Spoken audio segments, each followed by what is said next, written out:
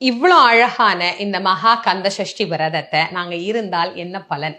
முதல்ல குழந்தைக்காக காத்திருக்கிறவர்கள்ல இருந்தே நான் ஆரம்பிக்கிறேன். கண்டிப்பாக குழந்தை பேரு அப்படிங்கிறது கிடைக்கும். ஏன்னா இதுக்கு ஒரு பழமொழியே நம்முடைய பெரியவங்க சொல்லியிருக்கிறாங்க. சஷ்டியில் விரதம் இருந்தால் அகப்பையில் குழந்தை வரும் அப்படின்னு. அதனால வரும், கண்டிப்பாக குழந்தை வரும். அதை பத்தி நீங்க கவலையே பட வேண்டாம்.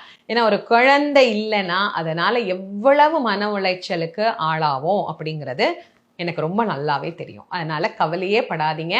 நிச்சயமா உங்களுக்கு கண்டிப்பா முருகப்பெருமான் ஒரு குழந்தைய நிச்சயம் தருவார். அதோட இல்லாம கல்யாணம் ஆகணுமா இந்த விரதம் இருக்கலாம். கடுமையான நோய் இருக்கு அப்படின்னா அந்த நோய் நீங்கும். ரொம்ப ஏழைங்க நான், எனக்கு வருமானமே இல்லை அப்படின்னா செல்வம் பெருகும். எந்த வேலைக்கு போறதுன்னே எனக்கு தெரியலைங்க, எனக்கு வேலையே கிடைக்க மாட்டேங்குதுங்க அப்படின்னா நல்ல வேலை கிடைக்கும். குடும்பத்துல சண்டை, கோர்ட்ல வழக்கு, மனசுல நிம்மதி இல்லாதது, வாழ்க்கையில ஏகப்பட்ட பிரச்சனை, அடுத்து அடுத்து அடுத்து அடுத்து எனக்கு படிப்படியா நிறைய துன்பங்கள், இந்த மாதிரி அடுக்கிக்கிட்டே போலாம். எப்பேற்பட்ட பிரச்சனைகளாக இருந்தாலும் அந்த பிரச்சனைகளை எல்லாம் முருகப்பெருமான் தவிடு பொடியாக்கி, எப்படி ஆணவம் கண்மம் மாயை என்கின்ற மலங்களின் ஸ்வரூபமாக இருந்த சூரபதுமன் சிங்கமுகன் தாரகாசூரனை அழித்து வெற்றி நாயகனாக ஜெயந்திநாதராக முருகன்